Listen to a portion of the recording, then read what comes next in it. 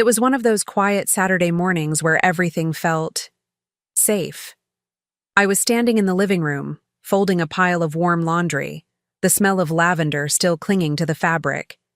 Sunlight spilled through the curtains, soft and lazy, like the day itself had no rush. I remember thinking about pancakes, maybe running to the store later. That's when my phone rang. Unknown number. I almost ignored it, but instinct told me to pick up. "Hello?" I answered, already bracing for a scam call or wrong number. But then, that voice. Soft. Nervous. "Hi. Is this Laura? It's Camille." My heart stopped for half a second. Camille. Eric's ex. I hadn't heard her name in years. My brain scrambled to place her tone, to make sense of why she'd be calling me. "I just needed to clear the air," she said, "to apologize." Apologize? My stomach tightened. I kept my voice steady. Apologize for what? That's when she hesitated. And I mean really hesitated, like she'd just realized she stepped onto a minefield barefoot. Then she asked it, "Wait, you don't know?" My whole body went cold. "Know what, Camille?"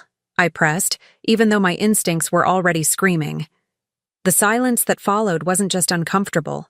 It was loud. And then, like a secret unraveling too fast, she said it. "We've been seeing each other again." I froze. I didn't say anything at first. I couldn't. It felt like someone had poured ice water straight down my spine. My hands, still holding a t-shirt, started to shake. Camille must have realized what she'd done, because she immediately started backpedaling, talking too fast, too soft, saying she thought he'd told me, and didn't mean for it to come out this way. I could barely hear her over the roaring in my ears. My heart was pounding so hard it was painful. "I thought he was going to come clean soon," she mumbled. Those words. Come clean. Like they were doing me a favor by eventually telling me. I wanted to scream, to cry, to throw something, but all I could do was stand there, staring at the phone like it had betrayed me too. "How long?" I finally whispered. She hesitated again, then quietly, "A few months." My knees nearly gave out. Months. While I was here folding his clothes, he was folding himself into hers. I don't remember how the call ended. I think I hung up. Or maybe she did. Everything after that was a blur, just the sound of silence and the low throb of humiliation setting in. I stood there in the middle of my living room, holding a towel that wasn't even dry anymore, trying to catch my breath. It felt like the ground had been yanked from under me, but no one had seen it happen. Just me, and a voice from the past that shattered the present. And yet something inside me didn't break. Not yet. I sat down on the edge of the couch, laundry forgotten, phone still in my hand like it might ring again and undo what had just happened. But it didn't. The house was completely still, like it was holding its breath with me. I stared at the wall for what felt like an hour. My mind played back every recent moment with Eric. His late nights, the sudden boys' trips, the half smiles that didn't quite reach his eyes. It all started to click. That phone call cracked something wide open inside me. Not just heartbreak, but clarity. Camille had called thinking I already knew. That meant she wasn't confessing. She was trying to ease her conscience before he could spin his version of the truth. I wasn't just betrayed. I was being managed. And that made something in me shift. Hurt gave way to something sharper. A chill that had nothing to do with heartbreak. I wasn't going to fall apart. Not yet, anyway. Because here's the thing about betrayal. It has layers. And underneath the shock and the sadness, there's a space. A space where decisions get made. Quiet ones. Strategic ones. I didn't know what I was going to do yet. Not exactly. But I knew I wasn't going to tell him I knew. Not yet. He'd just handed me the truth. And he had no idea what I planned to do with it. The hours after that call were slow and surreal, like I was watching my own life from outside my body. I moved through the house like a ghost, emptying the dishwasher, feeding the cat, answering a few texts like nothing had changed. But everything had. Inside, I was unraveling one thread at a time. I couldn't stop thinking about the way Camille's voice cracked, the way she whispered it like she was doing me a favor. And the worst part? She thought I already knew. But now that I did know, I couldn't unsee anything. Every odd little moment from the past few months rushed back like a reel playing in reverse. Eric suddenly working late all the time, saying he was swamped but never showing signs of stress. The way he flinched when I reached for his phone. That spontaneous weekend golf trip with no photos, no tan, and no stories. I had brushed them all off, because that's what you do when you trust someone. You give them the benefit of the doubt, until they use it to bury you. I didn't cry. I didn't scream. Not then. Instead, I went to the kitchen, sat at the table, and opened our phone bill. The details spilled out like evidence in a courtroom. His number and hers, dozens of times a week. Long calls, late at night, during lunch breaks, texts that spiked around the same times he was working late. It wasn't just betrayal anymore. It was a pattern, a strategy. He was living two lives, and I was the stage prop in one of them. I sat there for a long time, staring at those phone records like they might suddenly change, like maybe I was wrong. But I wasn't.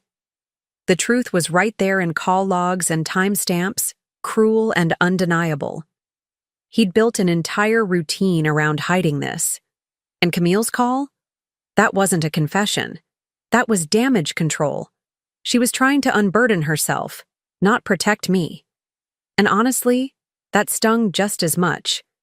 It wasn't just betrayal. It was disrespect. Not even the courtesy of a lie to my face. Just silence. A hollow routine. Breakfasts, I love yous, shared pillows, while she tiptoed in and out of his world behind my back. And the worst part? I had felt it. I'd had that itch in my gut for weeks, that quiet knowing we so often smother with hope. Because facing it means you might lose everything. But now? I had already lost something far more dangerous. My trust. Still, I didn't say a word to him that night. He came home like usual, tired, distracted, kissed me on the cheek like nothing had happened. I smiled back. I asked about his day, made dinner, listened to him ramble about office politics I no longer believed existed. And while he spoke, I nodded, even laughed. But inside, I was already gone. Not emotionally, strategically. Because something in me had clicked into place. I wasn't just going to leave. I was going to take my time. I slept beside him that night, listening to his breathing, watching the shape of him outlined in the soft light of the street lamp outside our window. He looked peaceful, safe, like a man with nothing to hide. It made my skin crawl. I laid there, eyes wide open, while the weight of everything pressed down on my chest. But instead of breaking, I started thinking. Really thinking. Not about why he did it. I was done with that. But about what came next. That's when something in me hardened. I wasn't going to beg for answers or fall into his arms crying, asking for closure he'd never give. I deserved better than that. I wasn't his fragile little secret keeper. I was his wife. And if he didn't remember that, I was going to make sure he never forgot what it cost him to underestimate me. So I started sketching a plan. Quietly. Carefully. Not out of revenge, but out of self-respect. Out of something deeper than anger. Because this wasn't just about what he did. It was about how I was going to answer it. On my terms. In my time. I didn't want chaos. I wanted clarity. I wanted him to look me in the eye one day and realize I had known all along, and that I chose to be 5 steps ahead, and I wouldn't need to yell. I wouldn't need to fall apart. No, when it came time, I'd let the truth do all the screaming for me. The next morning, I woke up early. Not because I had to, but because I wanted to. There was something powerful about taking control in silence. I brewed coffee, sat at the table with my laptop, and typed "private investigator" near me. It felt strange at first, like something out of a movie. But I wasn't acting. This was real. I had no intention of confronting Eric without evidence so solid it couldn't be spun, denied, or downplayed. I wanted truth with teeth. By noon, I had an appointment for the following day. The investigator was discreet, efficient, and far too experienced in these kinds of things. I told him I wanted confirmation, not because I didn't believe Camille, but because I needed more than her word.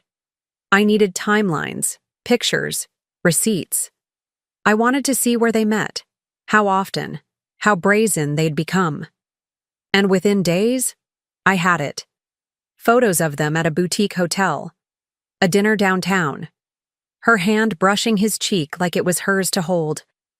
And the worst part? He looked happy, not guilty, not distant, not conflicted, just happy. Like our life together wasn't even a shadow on his conscience. That image stuck with me more than any explicit proof. It wasn't just infidelity. It was erasure. He had built another world where I didn't exist. And that, more than anything, is what made me sit down with a lawyer the very next morning. Not to talk about if I'd leave, but how. The lawyer was sharp, composed, and didn't waste time on pleasantries, which I appreciated more than I expected. She laid everything out in clean lines: assets, options, leverage. I handed her the file I had been building: printed texts, call logs, bank statements, even the photos. She flipped through it quietly, nodding. "You've done your homework," she said. And I had. Because this wasn't about pain anymore. This was about precision. I wasn't leaving broken. I was leaving prepared. But first, I had to play my part a little longer. So I slipped back into the role of unsuspecting wife. I laughed at his tired jokes. I cooked his favorite meals. I kissed him goodnight. All while the paperwork moved forward behind the scenes. It was exhausting, but empowering too. Like I had a secret strength wrapped in calm. He had no idea. And that was the beauty of it. The more he believed I was in the dark, the more power I had in my hands. Then I planted the final seed, our special dinner. I told him I wanted to cook something nice for the weekend. Just us. No distractions. A cozy night in. He smiled, flattered, completely oblivious. "Sounds perfect," he said, pouring wine like he hadn't just dismantled our life behind my back. I nodded sweetly. But inside, I was already setting the table, not for romance, but for revelation. And trust me, I was going to serve it cold. The days leading up to that dinner were almost surreal. He kissed me goodbye in the mornings, texted me from work like everything was fine. And I played along, every smile more deliberate, every word more controlled. I watched him move through our house, through my life, unaware that every step he took was walking him closer to the edge. The investigator sent over one last batch of photos. They were recent. Fresh.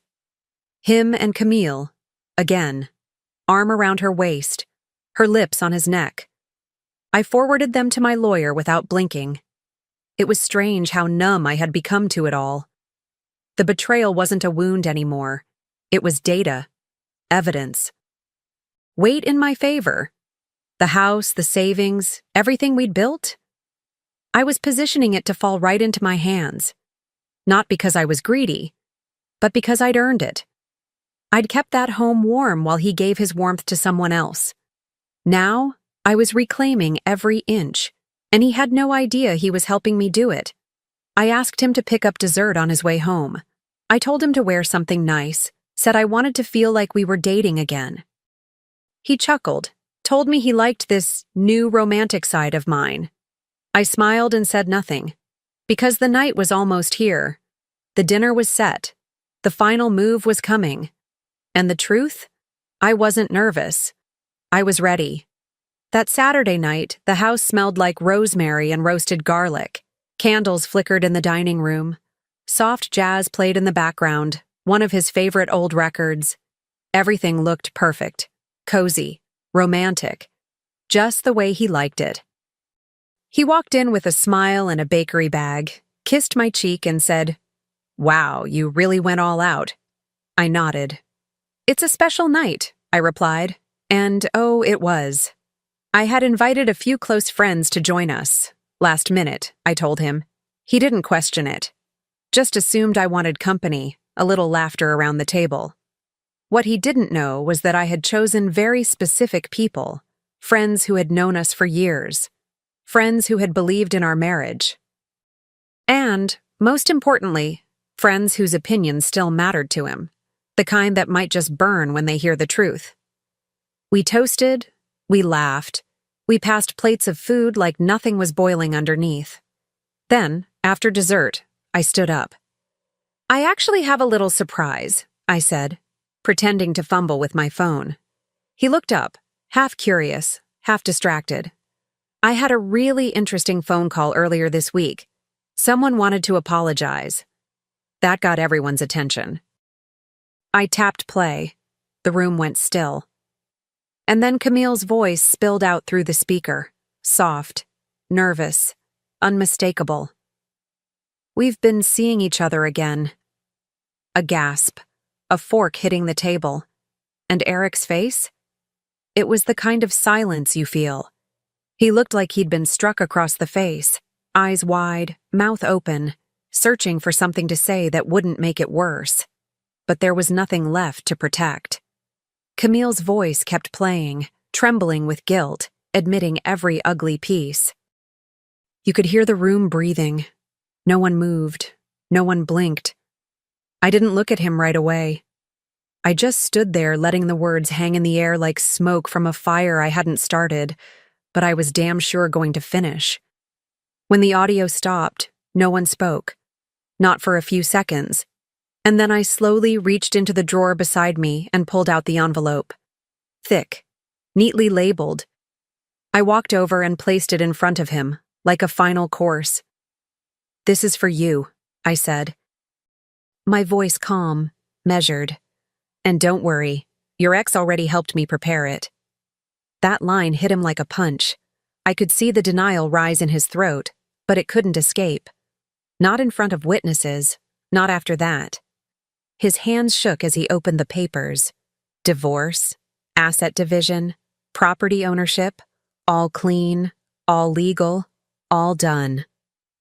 He looked up at me, like he didn't know who I was anymore. But here's the thing. I hadn't changed. I had just stopped shrinking. Everyone around the table looked at me differently too.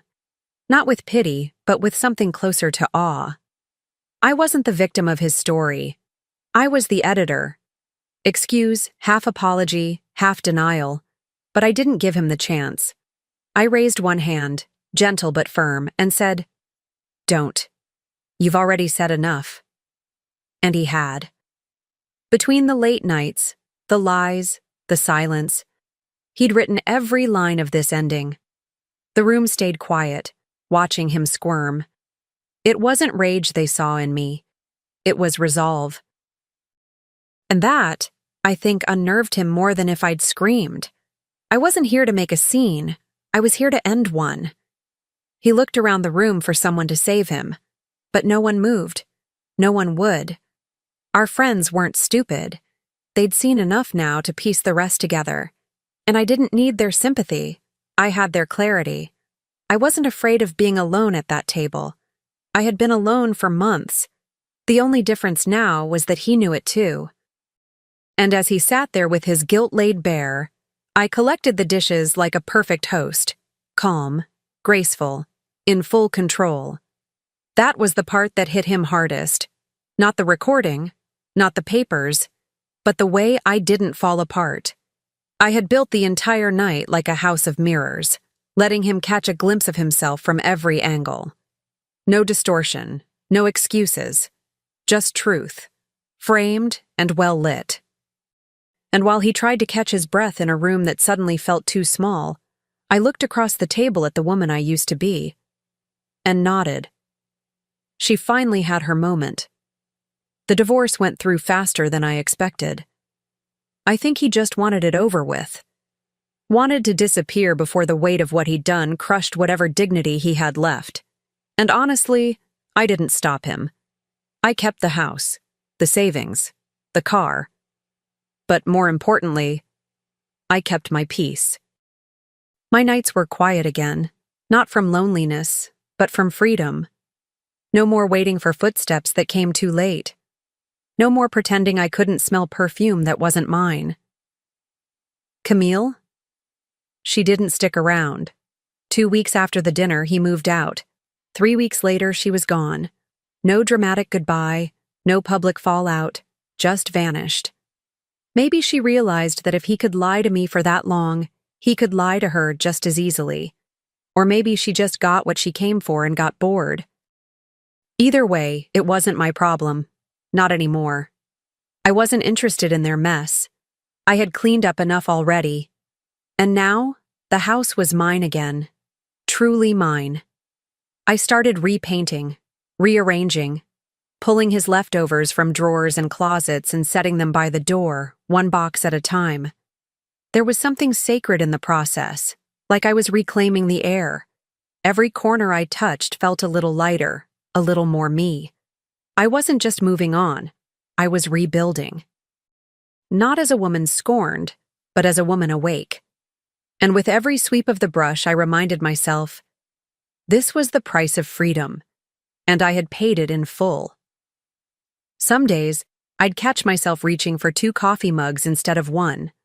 Muscle memory. Habit. But I'd smile and put the second one back.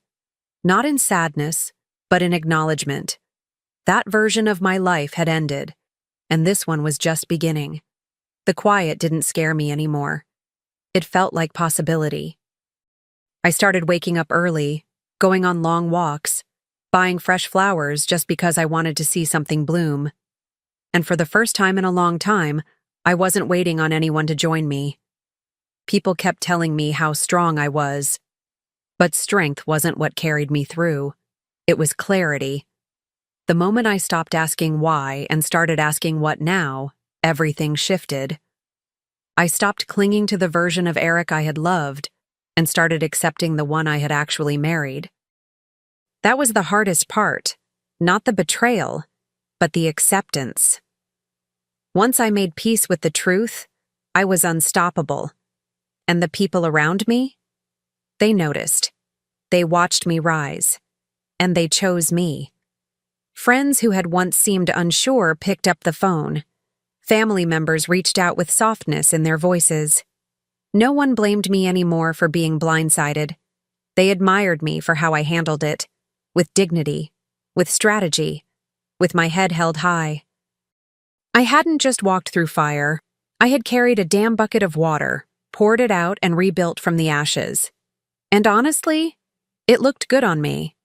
The last thing I did was box up the final drawer in the hallway, the one with his old keys, mismatched socks, and random things he never bothered to notice I kept organized. I carried it to the front door, set it down gently, and just looked at it for a moment. It wasn't about anger anymore. It was about closure. That box wasn't just filled with junk. It was filled with the version of me who tolerated too much, smiled through too many lies, stayed silent for too long. And she didn't live here anymore. I took one last walk through the house that day. The walls were lighter. The silence was different. Not hollow. Peaceful. I passed the mirror in the hallway and caught a glimpse of myself. Not broken. Not bitter. Just free. I opened the windows, let the air rush in, and breathed in the life I had reclaimed. Not because of him, but in spite of him. And as I tossed his final box into the donation pile, I laughed. Because that phone call, the one that shattered everything, it ended up being a gift. Camille didn't mean to set me free, but she did. She just wanted to apologize. And in the end, I should have thanked her. Not for the confession, not even for the truth, but for lighting the match that burned the bridge I was too afraid to walk away from. She handed me my freedom, and I took it.